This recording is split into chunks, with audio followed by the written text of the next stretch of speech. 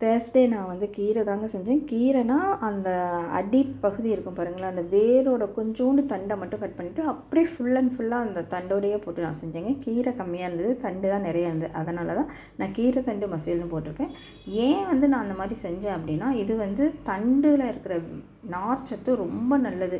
கீரையிலே சத்து இருக்கு, பட் அந்த தண்டில் அரைக்கீரை நான் செஞ்சதுனால ரொம்ப நல்லது. அந்த நார்ச்சத்து ஃபைபர் கண்டென்ட் எல்லாத்துக்குமே தெரியும். இது வந்து குழந்தைங்களுக்கும் சரி வயசானவங்களுக்கும் ரொம்ப இம்பார்ட்டண்ட். இது அந்த நார்ச்சத்து.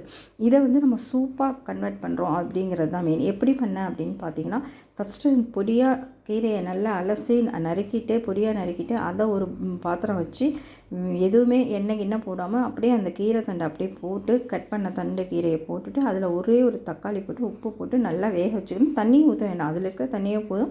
மூடாமல் அப்படியே கொஞ்சம் நேரம் அப்படியே வணக்கி விட்டிங்கனாலும் தண்ணி விடும். அது ஒரு 5 நிமிஷம் வேக வச்சுங்க. அதுக்கப்புறம் அதுக்கு முன்னாடியே நம்ம வந்து பருப்பு போட்டு வேக வைப்போம் எப்போயுமே ஆஸ் யூஷுவல். அதே மாதிரி தான் நான் அதில் பாசிப்பருப்பு ஒரு 3/4 பவுலும் 1/4 பவுல் வந்து துவரம்பருப்பும் போட்டு 5 சின்ன வெங்காயம் 2 பல் பூண்டு போட்டு வேக வச்சுட்டேன். அதில் ஒரு தக்காளி போட்டு வேக வச்சேன். அதை வந்து இந்த கீரை 5 நிமிஷம் நம்ம வணக்கி விட்டு அதிலேயே இந்த பருப்பு வேக வச்ச பருப்பையும் போட்டு ஒரு கிண்டி விட்டு அது ஒரு 5 நிமிஷம் அவ்வளோதான். அப்புறம் கீழே இறக்கி வச்சுட்டு இந்த பாருங்கள், அதுலேருந்து இந்த தண்ணியை எடுங்க. இதில் மஞ்சத்தூள், உப்பு, தக்காளி, பூண்டு, வெங்காயம், கீரை எல்லாமே போட்டிருக்கோம். அந்த தண்டோட எசன்ஸ் ஃபுல்லாக இதில் இறங்கியிருக்கும். இது வந்து பியூர், இது தாங்க வந்து கீரை சூப்புங்கிறது, பியூர் கீரை சூப்பு.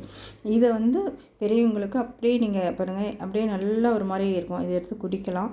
இல்லை 8 மாத குழந்தை, 1 வயசு குழந்தைனா இது போட்டு உங்களுக்கு வேணும்னா ஜீரகம் போட்டு தூள் போட்டுக்கலாம். வேண்டாம் அப்படின்னா அதே போட்டு ஒரு ஸ்பூன் நெய் போட்டு கூட நீங்கள் ஊட்டுங்க. அவ்வளோ உடம்புக்கு நல்லது. வெறும் பருப்பு சாதம் ஊட்டுறதுக்கு இந்த மாதிரி ஊட்டுங்க, நல்லாயிருக்கும். அதேமாதிரி பெரியவங்களுக்கும் கீரை வந்து ஜெரிமானம் ஆகலை அப்படின்னு சொன்னால் இதை வந்து சூப்பாக கூட குடிச்சிக்கலாம்.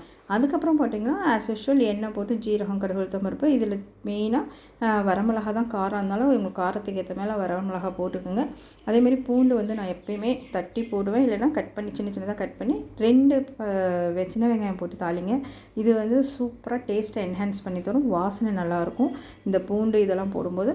அவ்வளோதாங்க. இதை வந்து சுட சுட சாதத்தில் இது வந்து ஒரு 2 நிமிஷம் நான் திரும்ப தாளித்து 2 நிமிஷம் நான் அடுப்பில் வச்சேன் ஒரு கொதி வரத்துக்கு.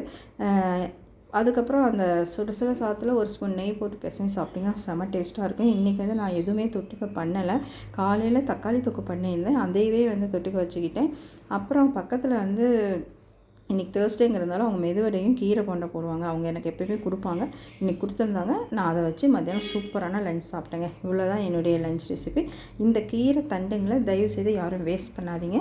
இந்த மாதிரி செய்யுங்க. நாவல் பழம் காட்டியிருப்பேன். நாவல் பழம் வந்து ஒரு ஜூஸர் வாங்கினேன், அதில் நான் ஜூஸ் பண்ணேன். அதை இன்னொரு ஷார்ட்ஸில் நான் உங்களுக்கு போடுறேன்.